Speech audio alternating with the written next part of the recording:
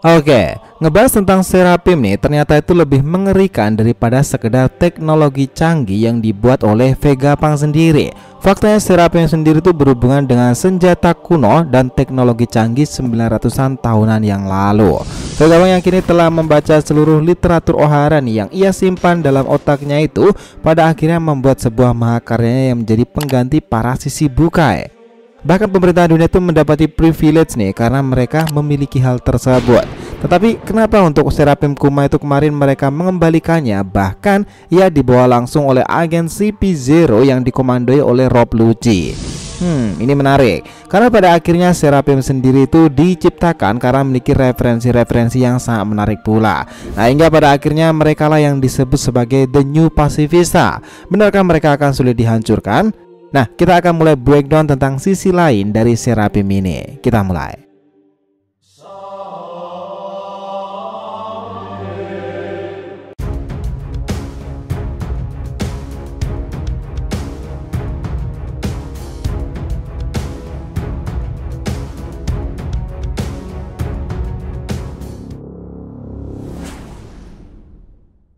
Yo nakama, DRTV Mediatif, welcome back again.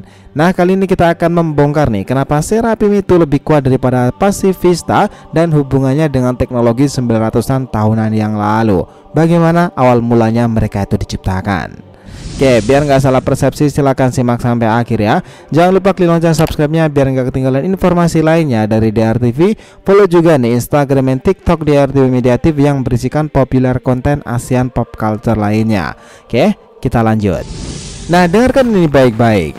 Awalnya terdapat simpang siur yang informasi tentang latar belakang Seraphim itu sendiri.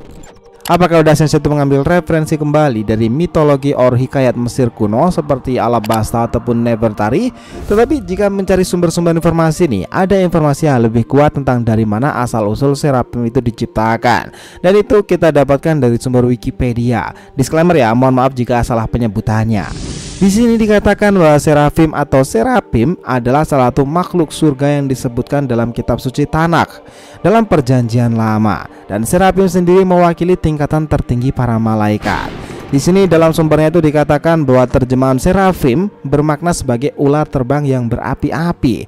Dan jika dikaitkan dengan kisah One Piece sendiri, ini sangat masuk akal sih, karena penampilan Seraphim itu juga layaknya mereka pada orang-orang Lunarian yang juga memiliki api di punggung mereka. Dalam ceritanya bahwa Seraphim itu unit khusus dari Pacifista yang dikembangkan oleh kelompok khusus marinir yang berhubungan dengan Dr. Vegapunk. Mereka adalah senjata manusia yang dibangun dalam referensi para mantan Shichibukai di masa muda mereka. Dan ini memiliki tujuan salah satunya menggantikan posisi Shichibukai itu di antara para kekuatan besar lain. Nah, yang menarik nih, meskipun mereka diciptakan dalam kondisi masih sangat kecil, tetapi mereka itu dibuat khusus melampaui kelincahan Pacifista Bartholomew Kuma. Bahkan sekelas Yonko Kuroigi saja itu kesusahan melawan mereka. Yang lebih mengesankan lagi karena mereka itu pada dasarnya adalah cyborg. Mereka sangat sulit untuk dirusak ataupun terkena goresan. Nah, kemampuan yang dibuat sangatlah tangguh nih untuk mereka, dan itulah sesuatu yang sangat mengerikan. Kejadian Amazon Lily kemarin itu kita akhirnya tahu pula jika mereka itu diberikan semacam program untuk perintah penyerangan kepada siapapun yang menjalankannya. Namun mereka tetap lebih rumit untuk dikendalikan daripada Pacifista yang lama tersebut. Nah, sekarang tuh gini, Seraphim memang faktanya dia digunakan oleh para angkatan laut untuk menambah kemampuan tempur mereka. Tetapi jika kalian lihat kemarin di chapter sebelumnya, Dr. Vegapunk sendiri juga memiliki satu Seraphim mereka yang menjaga daerah situ, dan itu adalah Seraphim Jinbe muda. Nah, bahkan kala itu kru Mugiwara itu sempat bertemu dengannya nih dan sangat kesulitan untuk melawannya.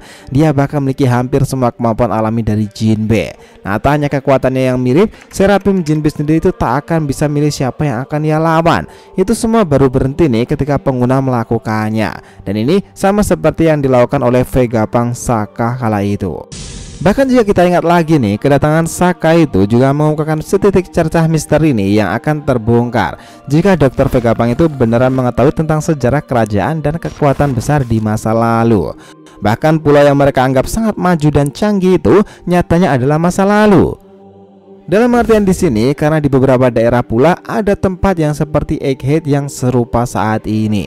Artinya 900 tahun lalu telah ada sebuah kerajaan besar yang memiliki teknologi sangatlah maju. Bahkan mungkin kemajuannya itu melebihi apa yang sekarang terjadi di Egghead. Meskipun di masa lalu mereka sudah berhasil menciptakan para cyborg sangatlah besar, dan mungkin saja nih setelah Vegapunk membaca semua literatur sejarah masa lalu itu, dia akhirnya mengetahui dari catatan Ohara yang ada di Elbaf sana bahwa kerajaan besar di masa lalu itu sudah memiliki para pasukan cyborgnya yang diprogram untuk mengurangi angka gugurnya pasukan sipil dalam sebuah pertempuran, dan itu akan sangat lebih efisien. Nah, itulah kenapa pula nih hipotesa inilah yang akhirnya membuat Vegapunk itu melakukan salah satu caranya untuk menciptakan pasifista baru. Mereka adalah para Seraphim. Namun dikombinasikan dengan ras paling langka di sejarah One Piece sendiri, itu adalah para ras Lunarian yang super tangguh dengan sayap dan api mereka yang bisa dikeluarkan sewaktu-waktu. Nah, setelah sekian lama semakin kesini nih, ini ada kebenarannya. Tahu kenapa? Saat itu ketika Luffy, Jinbe, Chopper, dan juga Jewelry Bonnie mereka menemukan sebuah robot super besar, sebuah raksasa itu, dan pada akhirnya Vegapunk menjelaskan itu semuanya, bahwa robot itu bukanlah Vegapunk yang menciptakannya. Robot itu sudah turun-temurun dari para ilmuwan dari generasi ke generasi. Konon 200-an tahun lalu robot besar itu atau cyborg ini bisa bergerak sendiri atas perintah dengan kekuatan energi khusus. 200 tahun itulah ia menyerang pemerintahan dunia Marijoa sana. Namun karena sebuah tragedi yang belum diketahui, robot itu berhasil untuk ditahan kala itu. Nah, yang menarik itu ada sebuah peristiwa yang mengatakan bahwa mungkin saja robot itu naik dari Redland sampai akhirnya menuju ke tempat para pemerintahan dunia itu berada. Nah, jika hipotesanya seperti itu, maka Saka sendiri pun juga berteori nih, jika robot kuno ini ada hubungannya dengan kerajaan besar di masa lalu, dan artinya ia sudah dibuat sekitar 800-an tahun hingga 900-an tahun yang lalu pula. Dan Vegapunk orisinal dia sedang berulang kali memperbaiki, mencari tahu, dan tentunya mendalami sistematis kerja sang robot besar itu. Nah, seperti yang dikatakan Saka bahwa robot itu pun harus diberikan kekuatan energi besar untuk membangkitkannya. Artinya robot raksasa itu belumlah rusak, hanya membutuhkan energi yang lebih lagi dari seseorang yang sudah seharusnya memerintahkannya. Ini emang unik nih, karena ketika Luffy itu datang kala itu dan berteriak kepada sang robot besar itu, robot itu meskipun terasa cocokologis sih, tetapi meledak dan mengeluarkan Dr. Vegapunk. Interesting. Dari teknologi itulah mungkin Vegapunk akhirnya mulai berpikiran membuat sesuatu yang bahkan lebih kuat daripada pasifista lama. Nah, dengan konsep meniru apa yang sudah dilakukan oleh robot besar tersebut, sesuatu yang bisa dikendalikan dan hanya memerlukan perintah untuk menjalankannya. Dan itu mungkin awal mula konsep dari Seraphim. Karena jika kita kembali ke dalam sejarah itu, dalam informasi Wikipedia juga tergambarkan bahwa sebagai malaikat kelas tertinggi, mereka itu ditugaskan untuk melayani dan sebagai penjaga tahta untuk terus melindungi tuannya. Nah, dan kita tahu seberapa tangguhnya kini. Sebagai contohnya nih, kita ingat ketahanan mereka memang tak ada duanya, seperti yang diperlihatkan Zoro ketika melawan King Arbel, komandan pertama Kaido yang berasal dari salah satu anggota Lunarian terakhir yang masih hidup. Mereka sangatlah identik dengan nyala api di punggung mereka, tetapi memiliki rambut putih dengan kulit gelap dan memiliki sayap. Tentunya dia sangatlah tangguh. Nah, dari informasi inilah kemungkinan terbesar pemerintahan dunia itu menyuruh Vegapunk dan penelitian dari markas pusat sana untuk membangun kekuatan Seraphim ini sama kuatnya antara ketahanan dan serangan seperti yang dimiliki oleh para orang-orang Lunarian. Dan apa yang paling membuat pemerintahan dunia itu sangat senang nih akan semua hal itu? Ya, kontrol penuh. Karena jika sisi bukan mereka tak ada bisa dikendalikan 100%, karena pada dasarnya mereka makhluk hidup yang punya akal dan pemikirannya sendiri, tetapi Seraphim ini adalah cyborg yang didesain untuk dan bisa dikendalikan 100%. Setiap pergerakannya sebagai sebuah kekuatan yang sangat absolut.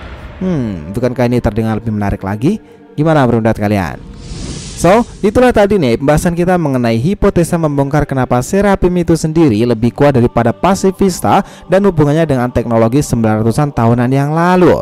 Dan Dr. Vegapunk telah mengetahui kebenaran-kebenaran rahasia tersebut. Jangan lupa kasih saran di kolom komentar dan subscribe channel ini. Semoga cerita itu memberikan informasi dalam tiap pembahasan animenya. Thank you telah menonton konten DR TV and we'll be come back.